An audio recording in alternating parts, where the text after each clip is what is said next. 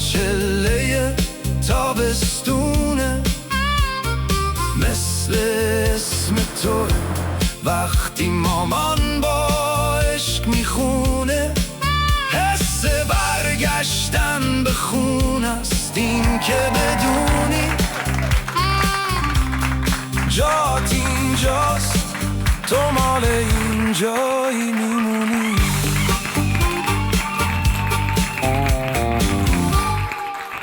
سلام سلام سلام، من سینا ولی‌الله هستم و با یکی دیگه از مجموعه برنامه‌های شنبه شبا از یوتیوب، اینستاگرام و این شبکه‌ها که این زیر می‌بینین در خدمت شما. یه نکته خیلی مهم، شما هموطنی که این برنامه رو از یوتیوب می‌بینی میتونی با یه حرکت باعث شی که میلیون‌ها هموطن داخل کشور که به یوتیوب دسترسی ندارن هم بتونن برنامه رو از طریق ماهواره ببینن. این حرکت هم سر زدن به بخش اشتراک کانال یوتیوب که لینکش رو زیر همین ویدیو گذاشتم تو بخش توضیحات. دمتونم گرم. در ضمن ما هم هفته دیگه بعد از قسمت 12 یه 2 هفته استراحت میکنیم و با انرژی که از لطف و محبت و حمایت شما میگیریم سریع برمیگردیم خیالتون تخت. اما بریم سراغ برنامه این هفته.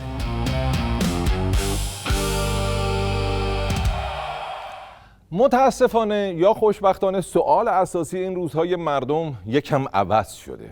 تا قبل جنگ هر کی سوار تاکسی میشد اولین سوالش این بود که این آخونده پس کی گورشون رو گام میکنن. الان سوالشون این شده که این سیغ خیابونیا پس کی گورشون رو گام میکنن. رهبر معظم انقلاب که ابتدا به ما نگفتن بیایم کف خیابون، اون موقع ما متاسفانه رهبری جامعهمون شهید شده بودن و ایشون رو از دست داده بودیم. مردم خودجوش اومدن کف خیابون. بله کاملا خودجوشه، فقط هر جوشش واسه نظام ساعتی 2 میلیون کنتور میندازه. گفته بودن احتمالاً تا انتهای سفر این برنامه ادامه پیدا میکند و بعدش دیگه نیست. البته که باید حضرت آقا دستور بدن. ما منتظر فرمان رهبری هستیم. منتظر فرمان رهبری هستی؟ اون خودش منتظر فرمان ترامپه که اجازه بده بیاد بیرون از لونش. هرچند الان خود خدام بگه جمع کنین بساطتون رو، من بعید میدونم هیچ کدوم حاضر باشید این سیرک خیابونی رو ترک کنین. من مجردم. چرا ازدواج کردی؟ اکثر شرایط مادیشو ندارم. تا وقتی هم که بخوای رو همین شبی 2 میلیون دولت حساب کنی شرایط مالی درست بشو نیست. با همین فرمون پیش بری باید این اون خبرنگار فارس نیوز با کف دستت ازدواج کنی. اما گفتم بود وسایلی که برای زندگی نیازه به اونا برسم. ما بخوایم اگه متحر بشیم به غیر از خودمون یکی دیگر رو نمیتونیم خوشبخت کنیم. آخه شماها یه بار یه وصلت با آرمان‌های امام راحل داشتید، 50 سال یه کشور 90 میلیونی رو سیاه‌بخت کردید. حالا دنبال خوشبخت کردن یکی دیگه این؟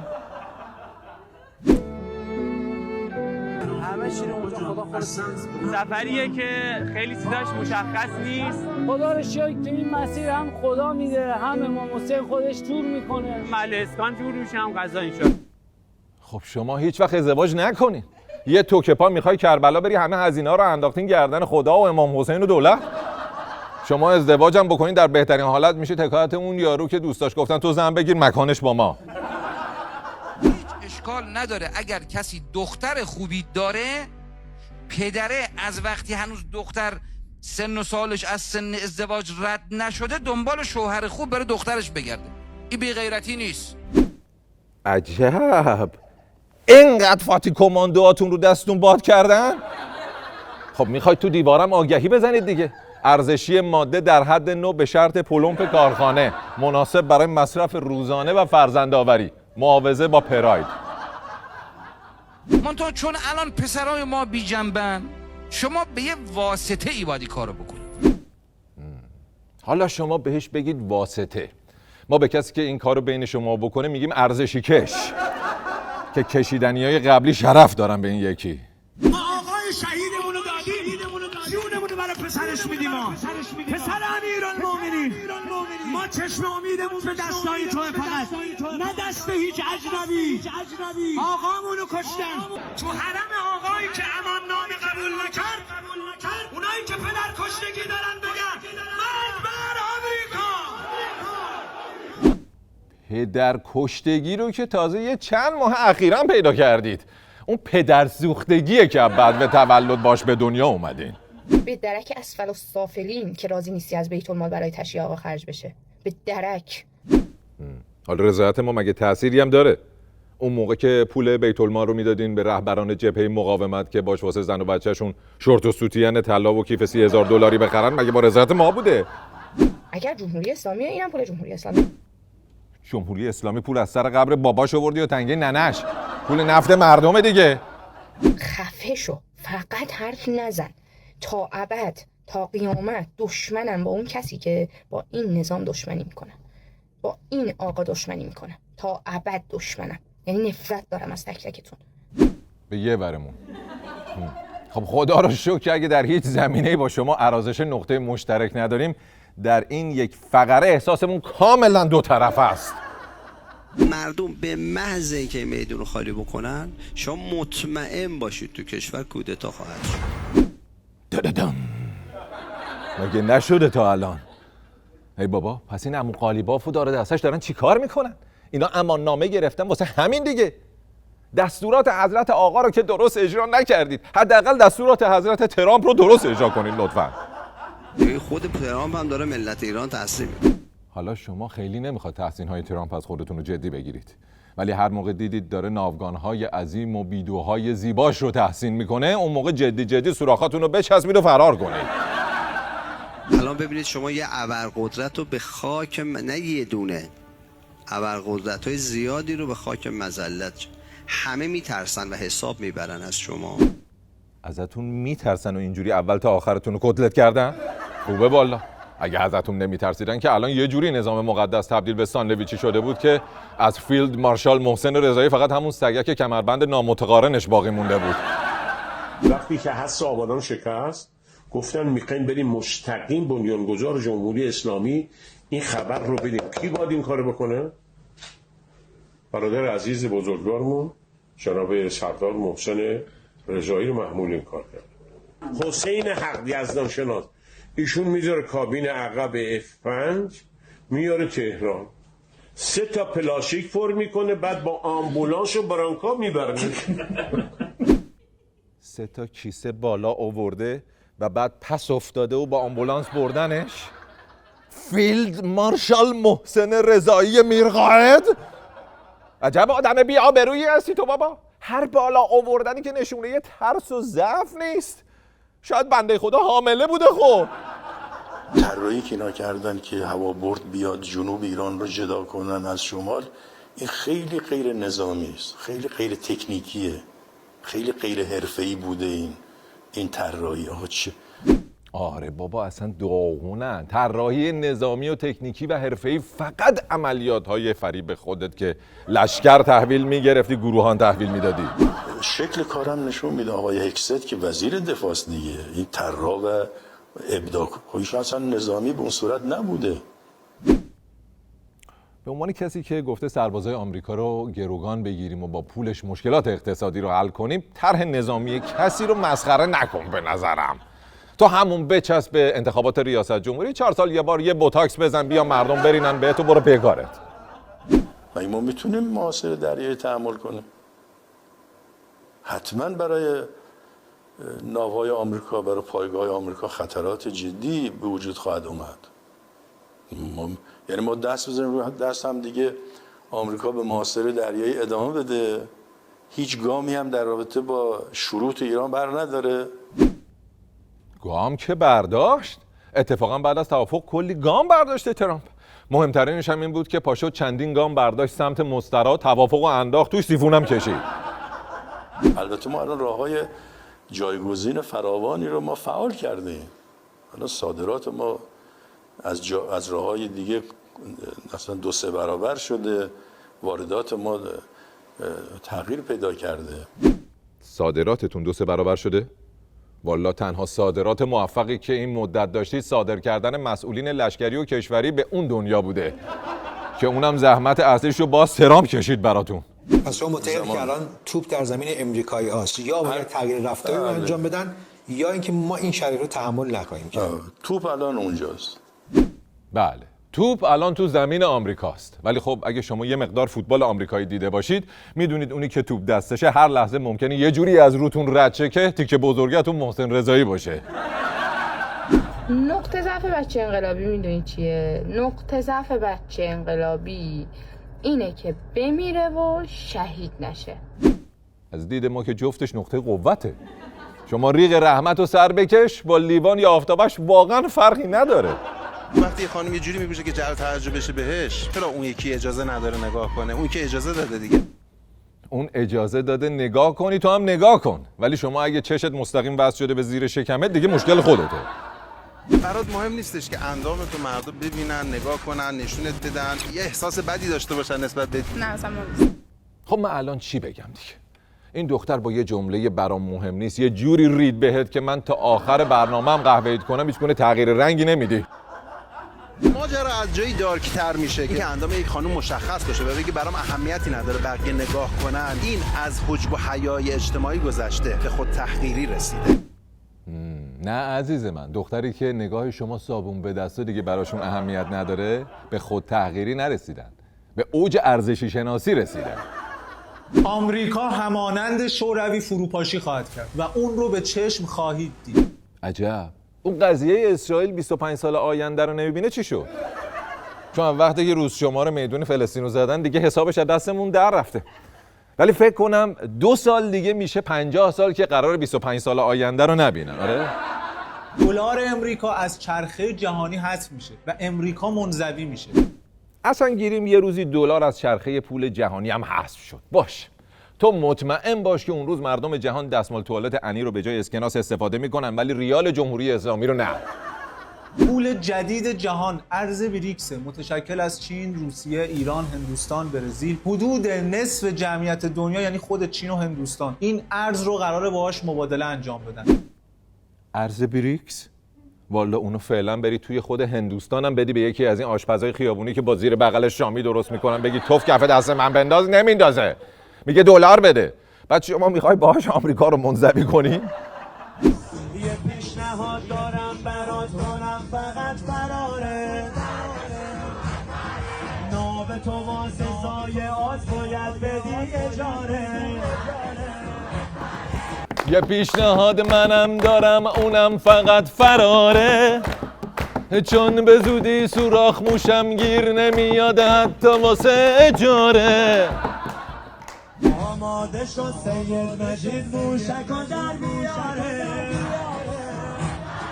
F-35 چون زدیم و میزنیم دوباره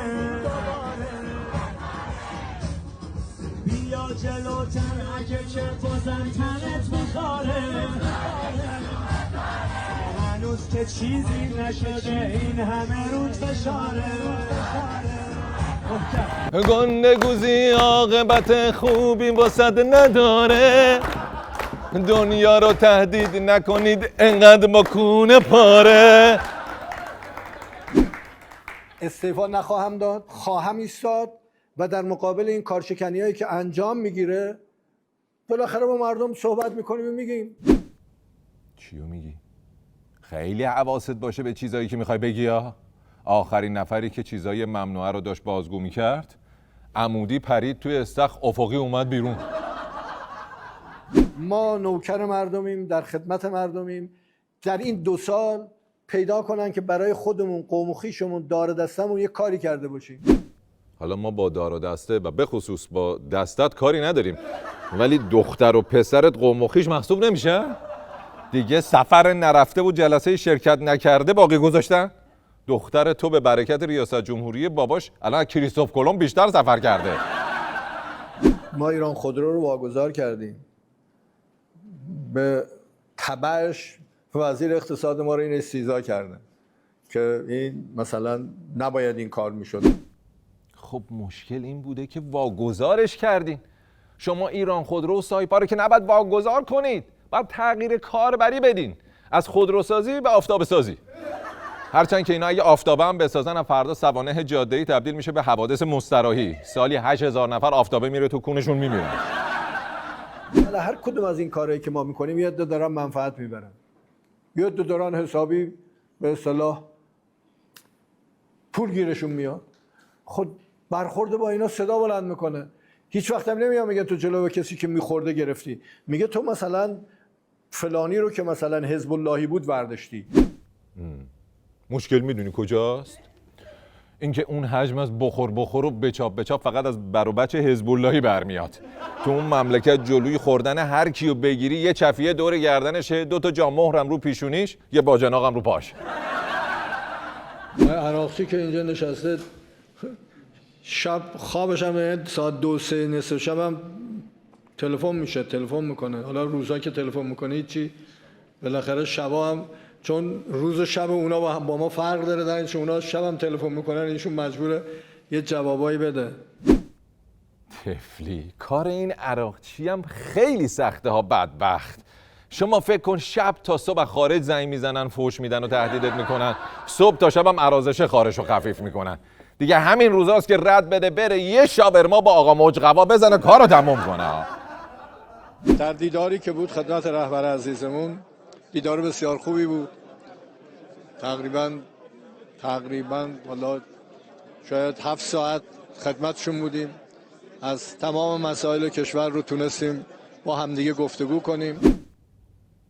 حالا میگفتی 1 ساعت هم ما باور میکردیم زنده استا. 7 ساعت آخه 7 ساعت دیگه اسمش دیدار نیست، رسما دیته. یارو اگه میخواست تو رو اینقدر تحویل بگیره که در اولین اعلام موضع رسمیش علل اصول نمیرید بهت. مهمترین توصیه‌های ایشون به شما چه بود؟ باز همون وحدت و انسجامه. شما هم که واقعا به خوبی به این توصیه عمل کردید و مسئولین همه با هم منسجم و با قدرت دارید تر میزنید با آینده کشور. خیلی به اصطلاح جلسه خوبی بود. از هر دری گفتیم. از هر دری گفتید یا مثل همیشه دریوری گفتید؟ از نظر سلامت کاملا سالم بودن. یعنی کسی که میتونه بشینه اونجا 7 ساعت 8 ساعت با ما بحث میکنه نمیتونه آدم مشکل داری باشه. تا دیروز گوز مگس رو رب میدادیم به شقیقه کلاغ که از روی صدای اینا میشه محل اختفای آقا رو فهمید. بعد تو اسکل که راه رفتن در 100 کیلومتری تابلوها رو فرستادن دیدارش؟ خیلی راحت حرفای ما رو گوش میداد. آها، فقط گوش میداد دیگه. چون شما با دیوار هم حرف بزنی قاعدتاً به حرفات گوش میده. مهم اینه که بتونی جواب بگیری از طرف. رئیس جمهوری داریم که این الدنگ هیچ فهمی نداره اصلا نمیتونه بفهمه مطالبو. موافقم. منتها نکته اینجاست که این پوزیده با این حجم الدنگی و نفهمی تازه تحصیل کرده ترین رئیس جمهور تاریختونه. خودت ببین دیگه بقیه چی بوده. تو این کشور این همه مصیبت ما بی‌حجابی و بدحجابی داریم و وقت میاد این آدم تو شایجم برای عادل فردوسی پور اون کارو انجام میده. این یعنی چی؟ بابا دیگه یه عادل فردوسی پور که این حرفا رو نداره. همین 2 هفته پیش یه جوری جلوی وزیر وزرا تو خنده قش و ضعف کرد که زانوی طرف داشت میرفت تو دهنش. بعدش هم تازه 30 تا ویدیو دارن که ثابت کنن اون زانو بوده. حالا میگم چه‌ها کنه شورای نگهبان رو که مثلا همچین آشغالی رو من تایید کردم. حالا اون آشغالم اگه تایید صلاحیت نمیشد بازم از اون صندوق رأیی که با سطل زباله هیچ فرقی نداره چیزی جز آشغال بیرون نمیومد. خودتون ناراحت نکن. و لعنت کنه خدا بر مرندی خبیث ملعون که این رفت خدمت آقا اینو چپون تو پاچه این ملت. که متاسفانه آخر سرم از پاچه ملت در اومد مستقیم رفت تو پروستات آقا. تنها راه نجات کشور ساخت بمب اتمی منفجر کردن اون. هیچ راهی بر ما باقی نموند. بله، به نظر منم تنها راه حلمون ساخت بمب اتمی و منفجر کردنشه. به شرطی که بمب رو وسط حوزه علمی قم منفجر کنیم. اونجوری کشور که هیچی کل دنیا نجات پیدا میکنه. اخیراً ایران شاید 3-4 روز قبل پرتاب کرد که قشنگ به اونها فرمود که ما به راحتی میتونیم نیویورک و واشنگتن رو میتونیم بزنیم. رستاخیز که بردش تا 12,000 کیلومتر میره، یعنی قشنگ یه دور کره زمین میگرده. جکی چانه مگه بره دور کره زمین و دور دنیا رو بچرخه؟ تو هنوز فرق ماهواره و موشک رو نمیدونی؟ اصلا کدوم اسکلی موشکی اختراع میکنه که یه دور کره زمین بگرده؟ یه دور بزنه که برمیگرده میاد توی مبدأ پرتاب میره توی ماتحت خودتون. ما نیاز داریم به اینکه بچهای حزب الله هر چه سریعتر به تشکیلات حزب الله متصل بشن، همه افرادش هم بپذیرن. تشکیلات حزب الله؟ حزب الله که بعد از انفجار اون پیجرها همه از ناحیه تشکیلات جانباز شدن. دیگه تشکیلاتی باقی نمونده که بخوایم بهش متصل بشیم. خودشون در میدونن که کسی بخواد کاری بکنه. اسلام است و همین در واقع ضربه خوردن ها و ضربه زدن ها. بله، اسلام است و همین بزن ها و بکش ها و بخور ها و بکن ها. کسی هم اگر مخالفه جمع کنه از این دنیا بره. اگه کسی هم مقاومت کرد بکشنشون. فتوای من اینه. هر کی نمیخواد جمع کنه از ایران بره، رسیدیم به هر کی نمیخواد بکشینش بره. چه فتوای باحالی. کاش آیت الله خلخالی هم زنده بودن، شما دوتایی با هم فتوا فید میدادین. یه استادیومو میتونستیم با هم پر کنین. منتها پر از جنازه. کلیپی جعلی و تقطیع شده، اون هم با زیرنویس انگلیسی که معلوم است که خیلی از مطالب او دروغ و جعلی است، منتشر کردند. یک گوهی به زبان سلیس فارسی خوردی تموم شده رفته. چه فرقی میکنه زیرنویسش چینی باشه یا روسی یا انگلیسی؟ گوهو هر جور زیرنویس کنی کلاً گوهه. باید توجه داشته باشن که صفحات مجازی، حتی صداها و حتی تنظیم صداها گاهی مواقع و بسیاری از مواقع اینها جعلی است، دروغین است. به راحتی میشه صدای خود افراد رو جعل کرد. اگر خودتون در این فیلم هم نگاه بکنید، تقطیع هایی که شده، صداهای جعلی که وجود داره، سرعت بیانی که وجود داره و نحوه برخوردی که وجود داره، اینا همه نشون میده که این فیلم تقریبا جعلی است. تقریبا جعلی یعنی چی؟ ما الان 8 ویدیو تا الان نگاه کردیم، هیچ کدوم به نظر جعلی نمی اومد.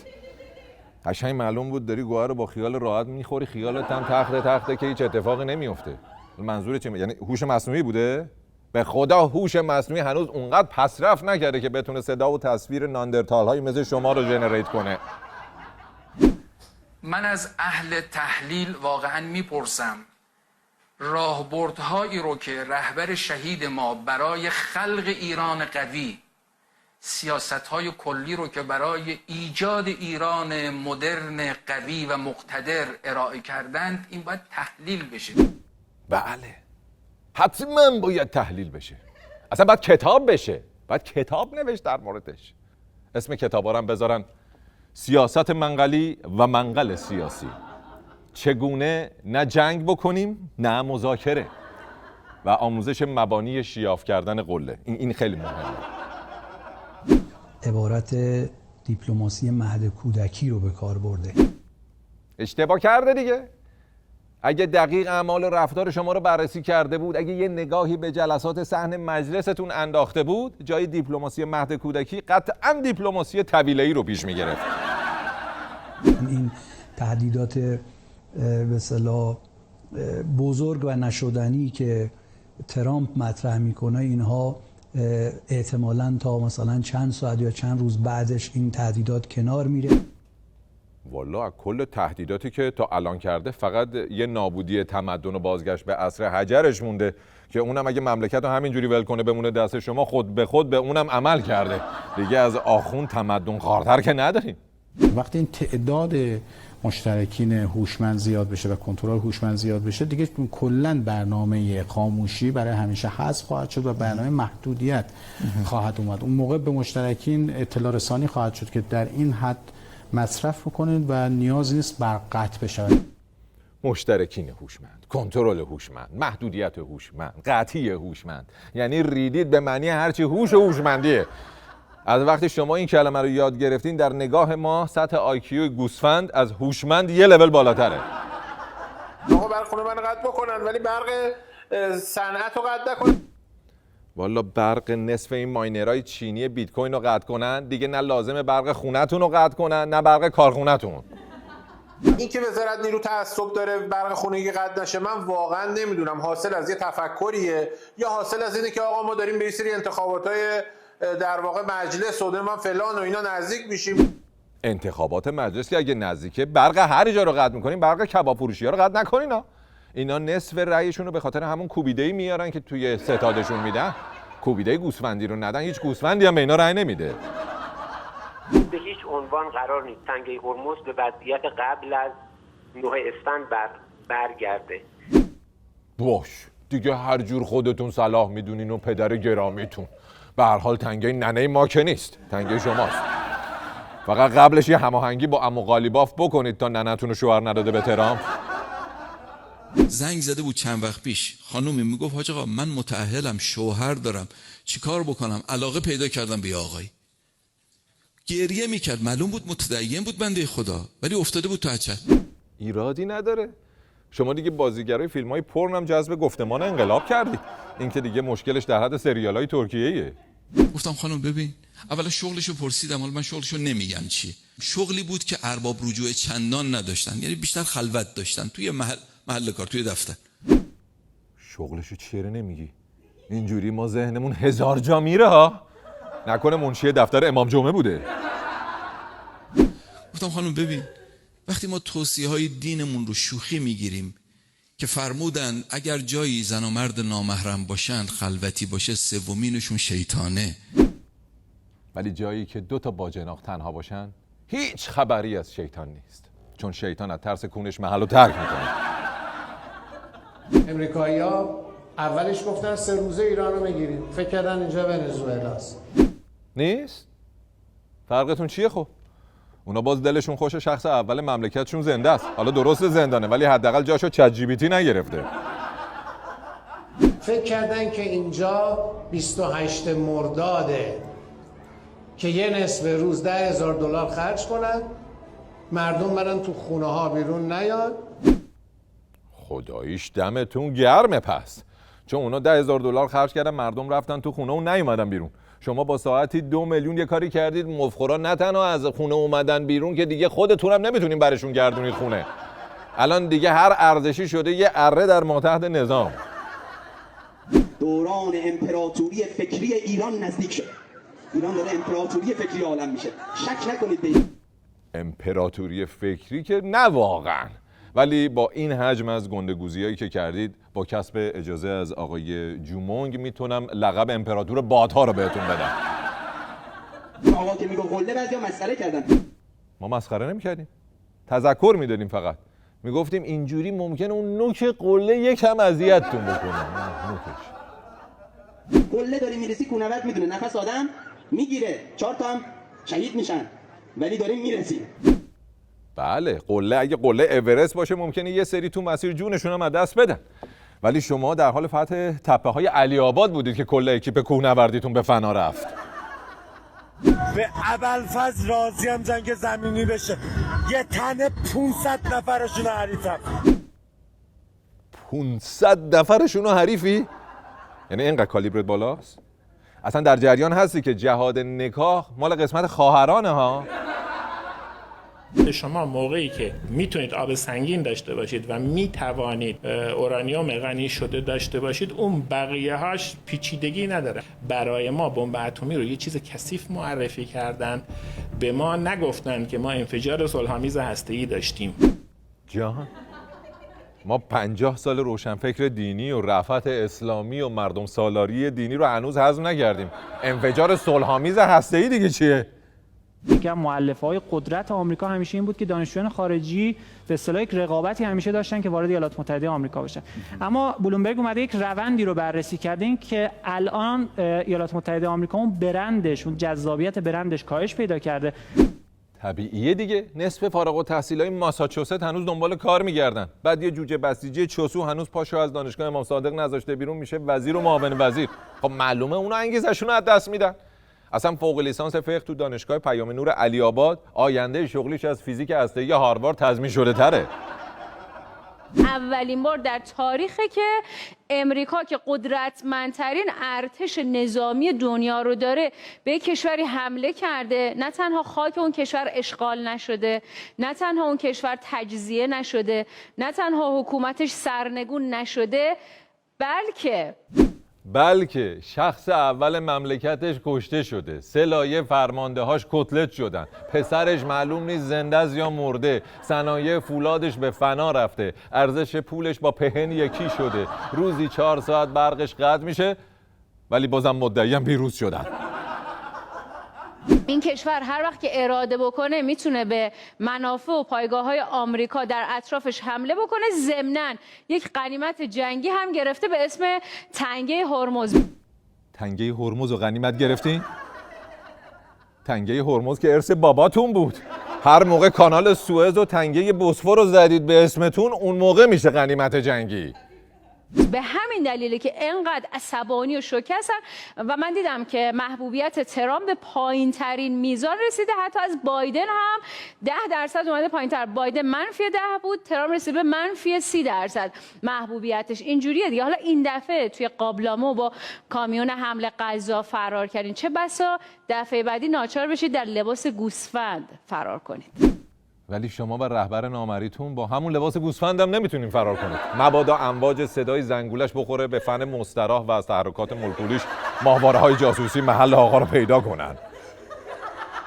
شما میدونید ما سیر ترشی از چین وارد کردیم تو سالهای دهه 80، نیمه دوم دهه. سیر ترشی به اولفضل قسم. سیر ترشی چینی؟ فکر کنم خیلی طعم سیری داشته. هرچند که ما اگه بفهمیم گلاب کاشون و سماق تبریز و عطر مشهدی و انار ساوه و بادمجون بم هم از چین وارد میکردیم، بازم سورپرایز نمیشیم. دیگه از آخوند چینی که عجیب تر نیست. انگور از فرانسه، سیب از فرانسه. ای خدا بگم چی کار کنه این فرانسه لعنتی رو. حالا انگور و سیب که اشکالی نداره، اینا سال 57 از نوفل و شاتو یه انقلابی صادر کردن به ایران که این خیار چنبر رفت تو کونه ملت. میگن که صنعت ایران فیزیبل نیست، صرفه اقتصادی نه. تولید سیب دماوندم نیست، بی‌ناموس. حالا من نمیدونم سیبای تولید دماوند صرفه اقتصادی دارن یا نه، ولی سیب زمینی های تولیدی اصلاحات که این روزا خیلی به درد نظام خوردن. یکیش خود تو بی‌ناموس. همه تصور میکنن که دوره شاه دوره گل بلبل میده، در حالی که من معذرت میخوام از امت شهید پرور که این مثال میزنم. یه بشکه گوهی که 2 سانت روش عسله حکومت پهلوی به لحاظ اقتصادی. دیگه عذرخواهی کردن نداره دیگه از امت شهید پرور. تو برای اثبات خوبیای نظام کم مونده فقط شلوارتو در بیاری برینی رو میز. حالا باز خوبه اونا 2 سانت عسل و روش داشتن که تو اگه انگشت زدی بخوری دلتو نزنه. جمهوری اسلامی که الان شده یه بشکه گو با 10 سانت گو اضافه روش. گفت این بچه‌ای که داریم قرار بود فقط بوسه حاصل از تشکر واسه یه قرمه سبزی بشه، این یهو شد اینجوری شد. در مواجهه با نجواهای آمریکایی ما شاهد این هستیم که در داخل تیم ترامپ بحثایی مطرح میشه که ما وارد سناریویی شدیم که براش آمادگی نداشتیم. حالا این خودش حاصل بوسه بعد قرمه سبزی ننه باباشه ها. خدا میدونه این بوسه بعد قرمه سبزی و نیشگون قبل خواب و اسپنک موقع ظرف شستن اگه تو خونه ننه بابای شما اصلاحات چیا نبود، ملت چقدر زودتر به آگاهی میرسیدن. میدونستید آقای خامنه‌ای معلم زبان انگلیسی داشتن؟ جدا؟ نه نمیدونستیم. فقط میدونستیم یه معلم قرآن داشتن به اسم حاج آقا طوسی. طبق گفته معلمشون آقا به زبان انگلیسی تسلط کامل داشتن و خوب بلد بودن. خب اشتباه کردن دیگه. بشار اسد زرنگ بود که به جای انگلیسی رفت روسی یاد گرفت که روز مبادا به دردش بخوره. ولی حتی یک بار تو سخنرانیاشون از زبان انگلیسی استفاده نکردن، چون آقا به زبان فارسی حساسیت زیادی داشتن.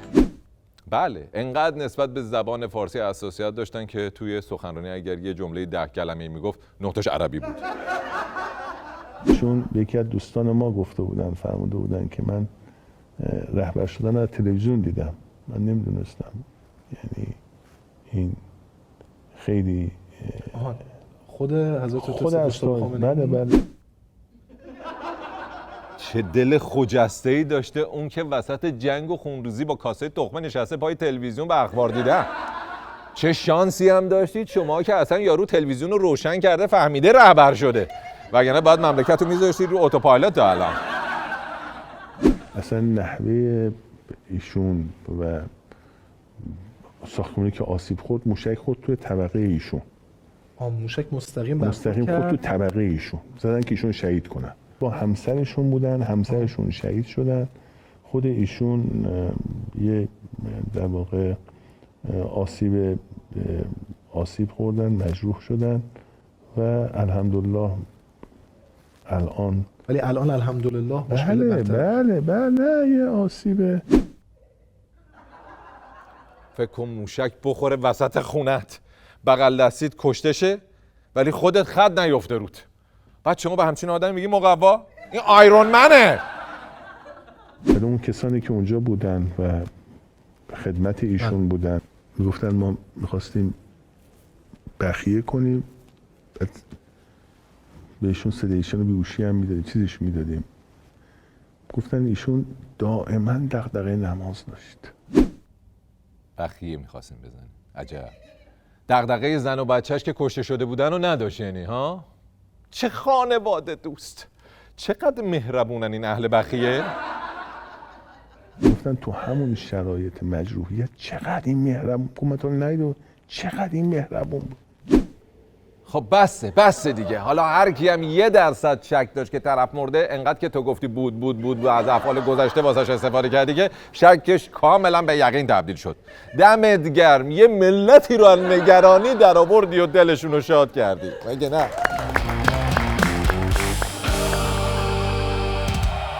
خب اینم از برنامه این هفته. رفقای یوتیوبی و خارج کشور اون بخش اشتراک رو دریابید، بیلاخر لایک و کامنت رو هم دریغ نفرمایید.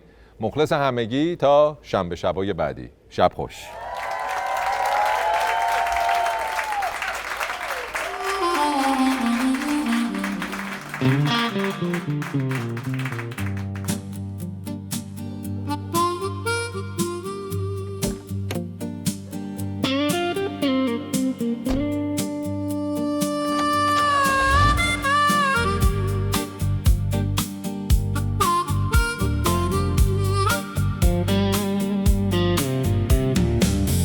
مامان میگفت سر تو پایین بگیر، بابا میگفت نزار بشه روح تسیر.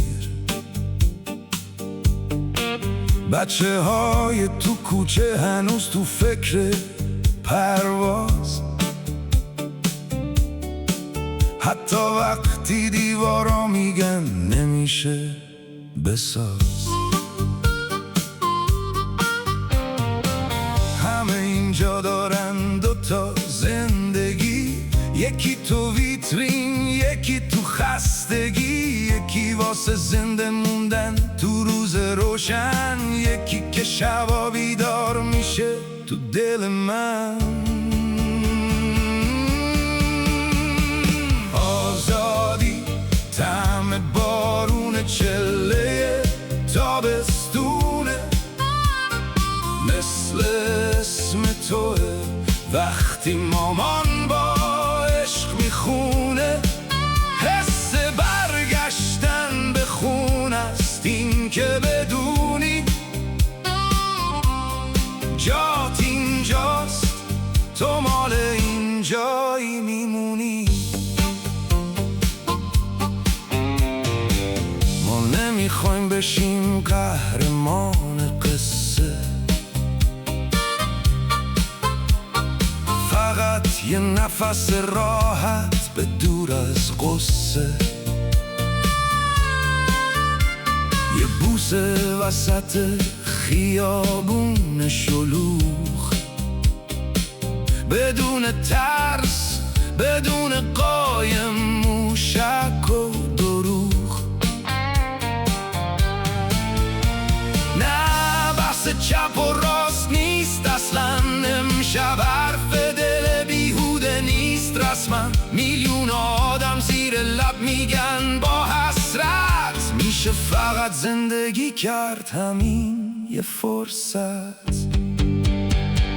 آزادی طعم بارون چله تابستونه، مثل اسم توه وقتی مامان با عشق میخونه. حس برگشتن به خون است این که بدونی جات اینجاست، تو مال اینجایی میمونی.